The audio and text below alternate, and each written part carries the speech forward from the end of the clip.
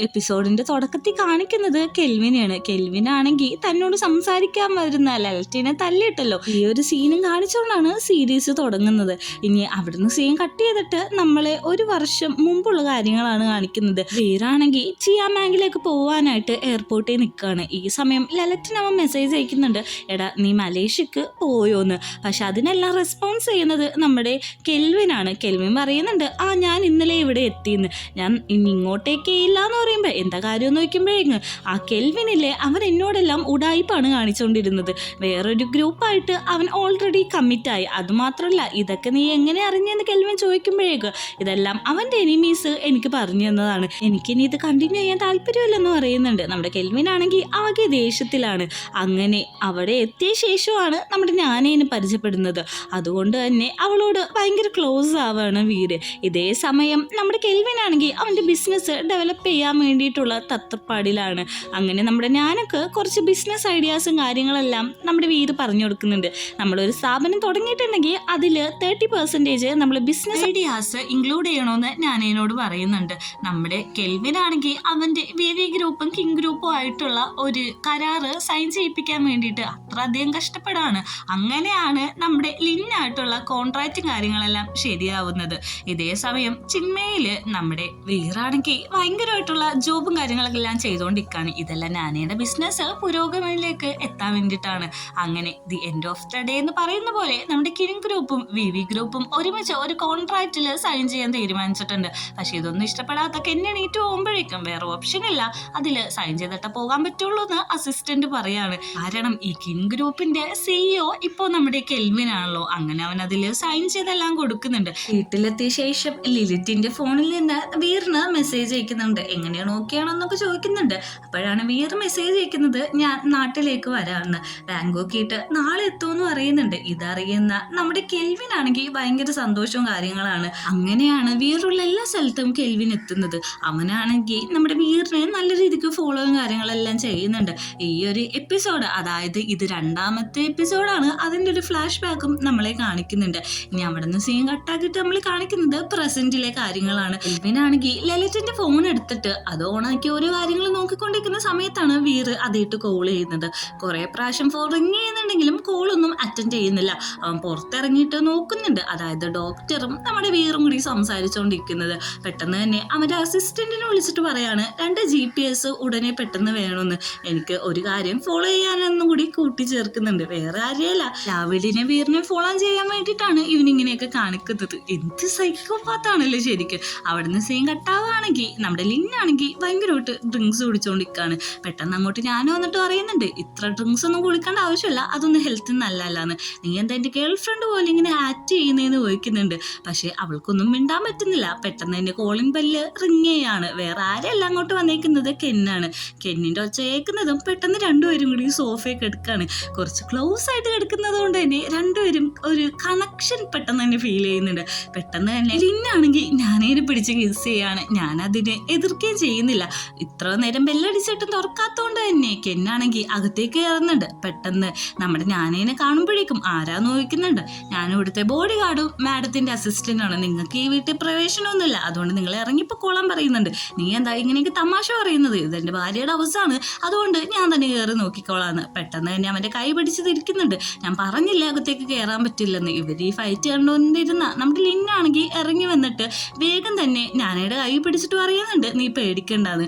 സംഭവം എന്താന്ന് മനസ്സിലാക്കിയൊക്കെ എന്നാണെങ്കിൽ പറയുന്നുണ്ട്, നീ എനിക്കിതിന് എക്സ്പ്ലനേഷൻ ഒന്നും തരണ്ട, നിന്റെ ഭർത്താവുള്ളപ്പോൾ തന്നെ ഇങ്ങനത്തെ ഒരു അഫെയർ അത് നിനക്ക് എങ്ങനെ പോസിബിൾ ആണ്, എന്നോട് പറഞ്ഞില്ലെങ്കിലും നീ നിന്റെ ഫാദറിനോട് ഇതിനെപ്പറ്റി നന്നായിട്ട് സംസാരിക്കേണ്ടി വരും എന്ന് പറയുന്നുണ്ട്. ഒരു ബ്ലാക്ക് മെയിലിംഗ് ആണ് പുള്ളി ഉദ്ദേശിച്ചത്. അവിടുന്ന് സീൻ കട്ടാക്കി നമ്മുടെ വീറിനാണ് കാണിക്കുന്നത്. അവനാണെങ്കിൽ രാത്രി കിടന്നിട്ട് ഉറക്കമൊന്നും വരുന്നില്ല. ആ ഫോണ് എവിടെയെന്ന് അവനൊന്ന് കണ്ടുപിടിക്കണം. അതേപോലെ തന്നെ നമ്മുടെ കെൽവിന്റെ വർക്ക്ഷോപ്പിന്റെ അവിടെ ചെന്ന് നോക്കുന്നുണ്ട്. കെൽവിൻ ഉറങ്ങിയിട്ടില്ല. പെട്ടെന്ന് തന്നെ അവൻ ഒളിഞ്ഞു നോക്കിയിട്ട് അവിടുന്ന് പോവുകയാണ്. തന്നെ ആരോ നോക്കുന്നുണ്ടെന്ന് മനസ്സിലായ കെൽവിനാണെങ്കിൽ ആ ഫോണ് എടുത്തെടുത്ത് തന്നെ വെച്ചിട്ട് തിരിച്ച് താഴത്തേക്ക് വരാണ്. അവിടെ വരുമ്പോഴേക്ക് നമ്മുടെ വീട് ഒന്നും അറിയാത്ത പോലെ കിടന്നു ഉറങ്ങിയിട്ടുണ്ട്. പക്ഷെ നമുക്കറിയാലോ അവനത് ആക്ട് ചെയ്യണേന്ന്. പിറ്റേ ദിവസം രാവിലെ നമ്മുടെ ലിന്നിന് ഫുഡ് കൊടുക്കാൻ ഞാൻ വരുന്നുണ്ട്. ഞാൻ ഇന്ന് ഇവിടെ ഉണ്ടാവില്ല, എൻ്റെ ഫാദറിൻ്റെ വീട്ടിലിട്ട് ഡിന്നറിന് പോകണേണ്, അതുകൊണ്ട് നീ വീടൊക്കെ നന്നായിട്ട് നോക്കണമെന്ന് പറയുന്നുണ്ട്. എല്ലാം ഞാൻ നോക്കിക്കോളാന്ന് ഞാനേ ഉറപ്പ് കൊടുക്കുന്നുണ്ട്. ലാവിഡാണെങ്കിൽ പറഞ്ഞ സമയത്ത് തന്നെ വീറിനെ കാണാനായിട്ട് കെൽവിൻ്റെ വീട്ടിലേക്ക് വരുന്നുണ്ട്. വീറിനോട് സംസാരിക്കുന്നുണ്ടെങ്കിലും പക്ഷെ അവനൊന്നും മിണ്ടാതെ എന്തോ ആലോചിച്ചുകൊണ്ടിരിക്കുകയാണ്. കുറച്ച് സീരിയസ് ആണെന്ന് മനസ്സിലാക്കിയ നമ്മുടെ കെൽവിനാണെങ്കിൽ ഡോക്ടറിനെ വിളിച്ചിട്ട് മാറി നിന്ന് സംസാരിക്കുന്നുണ്ട്. ഇത് എന്തിപ്പോൾ ചെയ്യാന്ന് നോക്കുമ്പോഴേക്കും ഇത് കുറച്ച് കൂടുതലാണ്, നമുക്ക് ഇത് ക്ലിനിക്കലിട്ട് തന്നെ മാറ്റേണ്ട വരും എന്ന് പറയുകയാണ്. അങ്ങനെയാണെങ്കിൽ നിങ്ങളുടെ സർവീസ് ഇവിടെ വെച്ച് തന്നെ നിർത്തിക്കോ, എനിക്ക് അതിനൊന്നും താല്പര്യമില്ല എന്ന് പറയുമ്പോഴേക്ക് ഞാനിപ്പോൾ വീറിനോട് കുറച്ചും കൂടി അറ്റാച്ച്ഡ് ആയി തന്നെയാണ്. പെട്ടെന്ന് നിങ്ങൾ ഡോക്ടറിനെ സ്വിച്ച് ചെയ്തിട്ടുണ്ടെങ്കിൽ അത് വീറിൻ്റെ ഹെൽത്തിനെ നന്നായിട്ട് ബാധിക്കും. ഇത് മനസ്സിലാക്കിയ കെൽവിനാണെങ്കിൽ തുടർന്നുള്ള ചികിത്സക്ക് സമ്മതിക്കുന്നുണ്ട്. അപ്പോഴാണ് നമ്മുടെ വീറൊന്ന് ചിരിക്കുന്നത്. ഇതെല്ലാം അവൻ്റെ ആക്ടിങ് ആയിരുന്നു ഈ കൺസൾട്ടേഷൻ പ്രോഗ്രാം നടക്കാൻ വേണ്ടിയിട്ട്. അങ്ങനെ തിരിച്ച് വന്നിട്ട് നമ്മുടെ കെൽവിൻ ചോദിക്കുന്നുണ്ട്, നീ ഓക്കെ അല്ലേ എന്ന്. എനിക്ക് നന്നായിട്ട് വിശക്കുന്നുണ്ട്, ഒണിയൻ സൂപ്പും വേണം, ചിക്കൻ ഗ്രില്ലും വേണമെന്ന് പറയുന്നുണ്ട്. ഞാൻ നിനക്ക് വേണ്ടിയിട്ട് എന്നെ കൊണ്ട് പറ്റുന്ന രീതിയിൽ ബെറ്ററായിട്ട് ഫുഡ് കുക്ക് ചെയ്ത് തരാമെന്ന് പറഞ്ഞിട്ട് വീറിനൊരു കിസ്സും കൂടി കൊടുക്കുകയാണ്. ഈ ഒരു ഗ്യാപ്പിൽ വീറാണെങ്കിൽ നമ്മുടെ കെൽവിൻ്റെ ഓഫീസും കാര്യങ്ങളെല്ലാം സെർച്ച് ചെയ്തുകൊണ്ടിരിക്കുകയാണ്.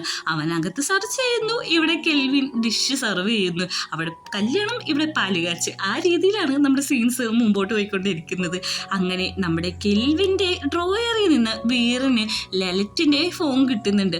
പക്ഷെ ആ സമയത്ത് തന്നെ അങ്ങോട്ടേക്ക് കെൽവിനും കയറി വരാണ്. അവൻ വരുമ്പോഴേക്കും നമ്മുടെ വീറാണെങ്കിൽ ഒരു ബുക്ക് വായിച്ചുകൊണ്ടിരിക്കുകയാണ്. ഞാൻ ബോറടിച്ചുകൊണ്ട് ബുക്ക് വായിക്കാൻ വേണ്ടിയിട്ട് വന്നതാണെന്നും ഒരു എക്സ്പ്ലനേഷൻ കൊടുത്തിട്ട് ഫുഡ് കഴിക്കാനായിട്ട് അവിടുന്ന് പോകുന്നുണ്ട്. കെൽവിനാണെങ്കിൽ ആ താക്കോലിരിക്കുന്ന സ്പേസ് ഒന്നുകൂടി നോക്കിയിട്ടാണ് അവിടുന്ന് ഇറങ്ങുന്നത്. അങ്ങനെ പിറ്റേ ദിവസം രാവിലെ കൺസൾട്ടേഷന് വേണ്ടിയിട്ട് കൃത്യസമയത്ത് തന്നെ എത്തുന്നുണ്ട്. അല്ല നീ എന്തിനിങ്ങനെ ഫോളോ ചെയ്തേക്കുന്നതെന്ന് ചോദിക്കുന്നുണ്ട്. ഞാൻ നിന്നെ ഫോളോ ചെയ്യുന്നത് നിനക്ക് ബെറ്ററിന് വേണ്ടിയിട്ടാണ്, പിന്നെ ഞാൻ പണ്ടത്തെ പോലെയൊന്നല്ല, ഇപ്പം നന്നായി, നിനക്ക് ഓക്കേക്കാൻ വേണ്ടിയിട്ട് ഞാൻ പെരുമാറിക്കോളാന്നൊക്കെ നമ്മുടെ കെൽവിൻ കാഷ്വലായിട്ട് സംസാരിക്കുന്നുണ്ട്.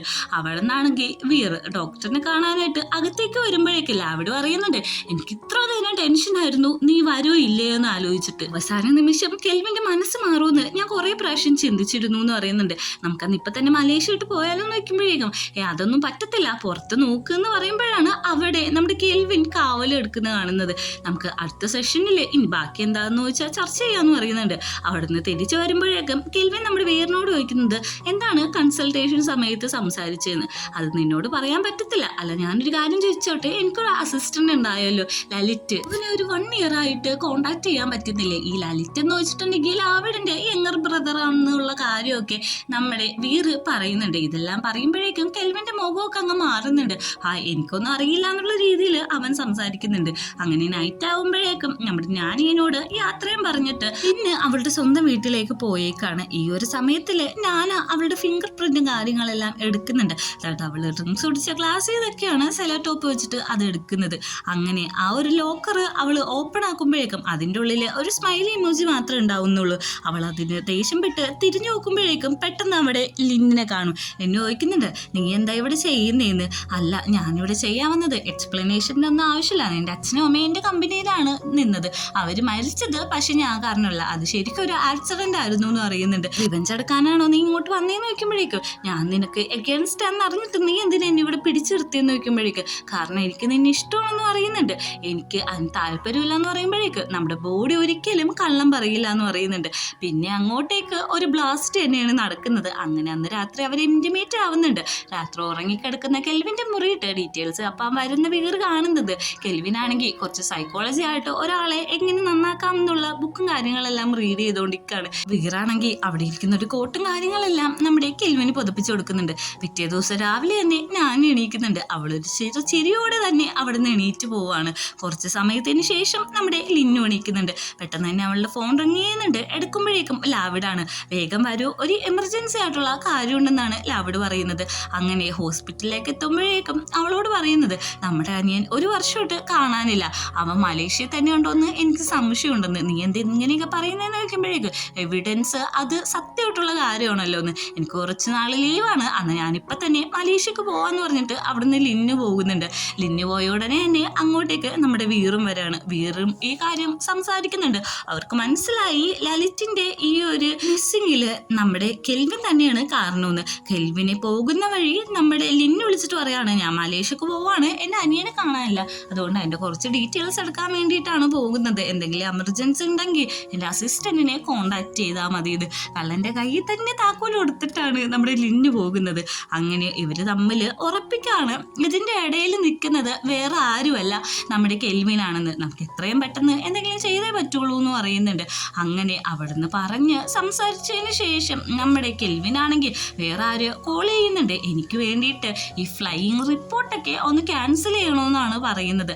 അവൻ അങ്ങനെ ഇരുന്നിട്ട് അത് ക്യാൻസൽ ചെയ്യുന്നുണ്ട്. ഇതെല്ലാം ഒപ്പിച്ച് വെച്ചിട്ട് അവസാനം എങ്ങനെയെങ്കിലും ഒന്ന് സോൾവ് ആക്കാൻ വേണ്ടിയിട്ടാണ് കെൽവിൻ നോക്കുന്നത്. ഇതിൻ്റെയൊക്കെ പേര് സ്നേഹമാണോ എന്ന് ചോദിച്ചിട്ടുണ്ടെങ്കിൽ ശരിക്കും ഇതൊരു സൈക്കോ തരമാണ്.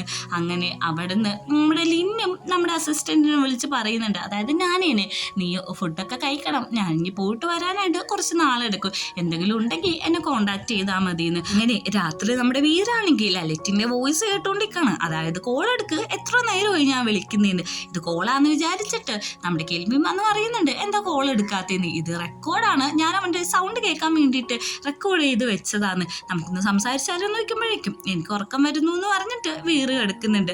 അങ്ങനെ അവിടുന്ന് സീൻ കട്ട് ചെയ്തിട്ടുണ്ടെങ്കിൽ പിറ്റേ ദിവസത്തെ സെക്ഷനിൽ നമ്മുടെ വീറിന് ഒറ്റക്ക് പോകണമെന്ന് അവൻ ആവശ്യപ്പെടാണ്. ഓക്കെ, നീ എനിക്ക് ഒറ്റക്ക് പോകണമെങ്കിൽ നീ പൊക്കോ, എനിക്കതിന് കുഴപ്പമില്ല എന്ന് പറയുന്നുണ്ട്. അങ്ങനെ അവിടെ നിന്ന് ഒറ്റക്കാണ് വരുന്നത്. അപ്പോഴാണ് അറിയുന്നത് ഫ്ലൈയിങ് ഡീറ്റെയിൽസ് എല്ലാം ഓൾറെഡി ക്യാൻസലായി ഡിലീറ്റ് ആയി പോയെന്ന്. ഇതിൽ നിന്ന് അവർക്ക് എന്തോ സ്ട്രൈക്ക് ആവുന്നുണ്ട്. അവൻ അവിടെ നിന്ന് ഇറങ്ങിയിട്ട് പുറത്തേക്ക് നമ്മുടെ ലാവിഡിന്റെ കാർ എടുത്തിട്ടാണ് പോകുന്നത്. കുറച്ചു നേരം കെൽവിൻ ഒന്ന് ഫോളോ ചെയ്യുന്നുണ്ട്. പക്ഷേ നമ്മുടെ വീർ പോകുന്നത് വേറൊരു റൂട്ടാണ്. തിരിച്ച് വീട്ടിൽ വന്നിട്ടൊക്കെ അവൻ ഒത്തിരി അന്വേഷിക്കുന്നുണ്ടെങ്കിലും വീർ അന്നത്തെ ദിവസം വീട്ടിലേക്ക് വരുന്നില്ല. പെട്ടെന്ന് തന്നെ ലലിറ്റിന്റെ ഫോൺ ഓൺ ആക്കുമ്പോൾ, ലലിറ്റ് എന്നെ ഒന്ന് വന്ന് രക്ഷിക്ക്, ഞാൻ ഈ സ്ഥലത്ത് ഒറ്റപ്പെട്ടു എന്ന് പറഞ്ഞിട്ട് ഒരു അഡ്രസ്സും അയക്കുന്നുണ്ട്, ഒരു കരയുന്ന വോയിസ് മെസ്സേജ് അയക്കുന്നുണ്ട്. ഈ അഡ്രസ്സ് കിട്ടിയ ഉടനെ അങ്ങോട്ടേക്ക് നമ്മുടെ കെൽവിനാണോ ചെല്ലുന്നത്. അവിടെ ചെന്ന് കാറൊക്കെ തട്ടി നോക്കുന്നുണ്ട്, വേഗം ഇറങ്ങാനൊക്കെ പറയുന്നുണ്ട്. പെട്ടെന്ന് അങ്ങോട്ടേക്ക് നമ്മുടെ വീറ് ഒരു മാസ് എൻട്രിയിൽ വരാണ്. അപ്പൊ നീ ആയിരുന്നല്ലേ ഇത്ര നാള് ലലിറ്റാന്ന് പറഞ്ഞിട്ട് എന്നോട് ആക്ട് ചെയ്തുകൊണ്ടിരുന്നത്, നീ അവൻ എന്താ ചെയ്തത്, കൊന്നു കളഞ്ഞു. നീ എന്നോട് സത്യം പറയാൻ പറയുന്നുണ്ട്, ഞാൻ കൊന്നൊന്നും കളഞ്ഞില്ല, ഞാൻ പറയുന്നത് ആദ്യം നീ ഒന്ന് മനസ്സിലാക്കുക. അന്ന് അവൻ എന്നെ കാണാൻ വന്നായിരുന്നു, നിന്നടുത്ത് ഞാൻ പറഞ്ഞ കള്ളങ്ങളെല്ലാം ഓൾറെഡി അവന് മനസ്സിലായി. അപ്പൊ ഈ കാര്യമെല്ലാം നിന്റെ അടുത്ത് പറയുമെന്ന് അവൻ പറഞ്ഞു. നീ എനിക്ക് നഷ്ടമാവൂന്ന് വിചാരിച്ചിട്ട് അവിടെ ഇരിക്കുന്ന ഒരു സാധനം കൊണ്ട് ഞാൻ അവന്റെ തലക്കടിച്ചു. എന്നിട്ട് അവനെ അവിടെ നിന്ന് എടുത്ത് ഒരു സ്ഥലത്ത് കെട്ടിവെച്ച് ആ പറ്റിയ ബ്ലഡും കാര്യങ്ങളെല്ലാം തുടക്കാനായിട്ട് ഞാൻ പോയിട്ട് തിരിച്ചു വരുമ്പോഴേക്കും അവിടെ ലലിറ്റ് ഉണ്ടായിരുന്നില്ല. പിന്നെ അവൻ എവിടെയാണെന്ന് എനിക്കറിയില്ല. ഞാൻ കുറെ അന്വേഷിക്കാൻ ശ്രമിച്ചു, എൻ്റെ അസിസ്റ്റന്റിനെ കൊണ്ട് കുറെ ഞാൻ അന്വേഷിപ്പിച്ചു. പക്ഷെ മലേഷ്യയിൽ അവന്റെ ബാങ്ക് അക്കൗണ്ടും താഴെയുള്ള ബാങ്ക് അക്കൗണ്ടിൽ നിന്ന് ക്യാഷ് ഒന്നും ട്രാൻസ്ഫർ ആവുന്നില്ല. അതുകൊണ്ട് അവൻ എവിടെയാന്ന് എനിക്ക് കൃത്യമായിട്ട് മനസ്സിലാവുന്നില്ല എന്ന് പറയുന്നുണ്ട്. നീ എന്നൊന്ന് വിശ്വസിക്കാൻ പറയുമ്പോഴേക്കും, ഇത്രയും കള്ളം പറയുന്ന നിന്നെ എനിക്ക് വിശ്വാസമല്ല എന്നാണ് നമ്മുടെ വീർ പറയുന്നത്. അന്ന് രാത്രി വീറാണെങ്കിൽ ഉറങ്ങാൻ കിടക്കുന്നുണ്ട്. എന്നിട്ട് ഒന്ന് എണീറ്റിട്ട് നമ്മുടെ കെൽവിനെ ഒന്ന് വിളിച്ചു നോക്കുമ്പോഴേക്കും അവൻ അനങ്ങുന്നില്ല. അവിടെ നമ്മളെ ഫ്ലാഷ് ബാക്ക് കാണിക്കുകയാണ്. അതായത് ഈ കെൽവിൻ വരുമ്പോഴേക്കും അവന് കുടിക്കാൻ വേണ്ടിയിട്ടുള്ള പാലില് നമ്മുടെ വീറാണെങ്കിൽ മയക്കുമരുന്ന് കലക്കിയിട്ടുണ്ടാവും. എന്നിട്ട് പറയുന്നുണ്ട്, എല്ലാം റെഡിയാക്കി വെക്ക്, കുറച്ച് സമയത്തിനുള്ളിൽ ഞാൻ ഇവിടെ നിന്ന് ഇറങ്ങുന്നു. ഇതെല്ലാം ലാവിഡിനോടാണ് വിളിച്ച് പറയുന്നത്. ഈ പാലെന്താ കുടിക്കാത്തതെന്ന് ചോദിക്കുമ്പോഴേക്കും, എനിക്ക് നിന്നെ വിശ്വാസമില്ല, ഇതിൽ നീ പോയിസൺ കലക്കിയിട്ടുണ്ടാവും എന്ന് പറയുന്നുണ്ട്. അങ്ങനെ ആ പാലെല്ലാം നമ്മുടെ കെൽവിനാണ് കുടിക്കുന്നത്. ഇതേ സമയം നമ്മുടെ കെന്നെ കാണിക്കുന്നുണ്ട്. നമ്മുടെ ഇത്ര നാള് കാത്തിട്ടുന്ന ടൈമായി, ഇനി നമുക്ക് കളി തുടങ്ങാന്ന്. ഇതിന്റെ എല്ലാ ഉത്തരവാദി നമ്മുടെ കെന്നാണ്. പക്ഷെ അതിന്നാണ് നമുക്ക് മനസ്സിലാവുന്നത്. അങ്ങനെ മലേഷ്യക്ക് പോകാൻ വേണ്ടിയിട്ട് നമ്മുടെ വീറാണെങ്കിൽ പാസ്പോർട്ട് എല്ലാം എടുത്ത് ചെക്കിങ്ങിന് ചെല്ലുന്ന സമയത്താണ് അവിടെ കെൽവിനെ കാണുന്നത്. അവിടെ പറയുന്നുണ്ട്, നീ പേടിക്കൊന്നും വേണ്ട, നീ അകത്തേക്ക് കയറിക്കോ, ഇവിടെ വെച്ച് അവനൊന്നും ചെയ്യാൻ പറ്റില്ല എന്ന്. പെട്ടെന്ന് സൈഡിൽ നിന്ന് വീറിന്റെ പേരും വിളിച്ചിട്ട് 2 പോലീസ് ഉദ്യോഗസ്ഥർ വരുന്നുണ്ട്. നിങ്ങളുടെ പേരിൽ ഒരു കേസുണ്ട്, അതുകൊണ്ട് നിനക്കിപ്പോൾ ഫ്ലൈ ചെയ്യാൻ പറ്റുന്നില്ല എന്ന്. ഇതെല്ലാം നമ്മുടെ കെൽവിനാണ് ചെയ്തേക്കുന്നുള്ള രീതിയിലാണ് വീറ് നോക്കുന്നത്. അങ്ങനെ പോലീസ് സ്റ്റേഷനായിട്ട് കൊണ്ടുപോകുന്നുണ്ട്. എനിക്ക് പേരുള്ള കേസ് എന്ന് ഇൻസ്പെക്ടറിനോട് ചോദിക്കുമ്പോഴേക്ക്, കൊലക്കേസാണ്, നീയാണ് ആ ലലിറ്റിനെ കൊന്നത്, എവിഡൻസ് എല്ലാം നിനക്കെതിരാന്ന് പറയുന്നുണ്ട്. അവൻ മരിച്ചു എന്നാണ് നമ്മുടെ വീറ് ചോദിക്കുന്നത്. ഇതറിഞ്ഞ ലലിറ്റും ഒരുമാതിരി കരയുന്നുണ്ട്. സാറേ, ഞാൻ പറയുന്നത് കേക്ക്, നമ്മുടെ വീറല്ല ഒന്നും ചെയ്തത്, ഇതെല്ലാം ചെയ്തത് ഈ കെൽവിനാണ്. പക്ഷെ വീറ് നമ്മുടെ ലലിറ്റ് മരിച്ചെന്നറിഞ്ഞ ഷോക്കി തന്നെയാണ് ആയേക്കുന്നത്. ഒത്തിരി നമ്മുടെ ലാവിലും കിടന്ന് കരയുന്നുണ്ട്. നീ എല്ലാം ഒപ്പിച്ചു വെച്ചിട്ട് നീ എന്താ ഇവിടെ മിണ്ടാതെ അറിയിക്കുന്നത്. ഇവനാണ് ലലിറ്റിനെ കൊന്നേന്ന് പറഞ്ഞ് ഒച്ച എടുക്കുന്നുണ്ട്. എടാ ഞാനല്ല ചെയ്തത്, എനിക്ക് വീറിനെ മാത്രം മതി, അവനാണെങ്കിൽ എന്റെ ഒപ്പം നിൽക്കണം, അത് മാത്രം എന്റെ ആഗ്രഹം എന്ന് പറയുന്നുണ്ട്. ഈ ഒരു സീനും കൂടി കാണിച്ചിട്ടാണ് നമ്മുടെ എപ്പിസോഡ് അവസാനിക്കുന്നത്.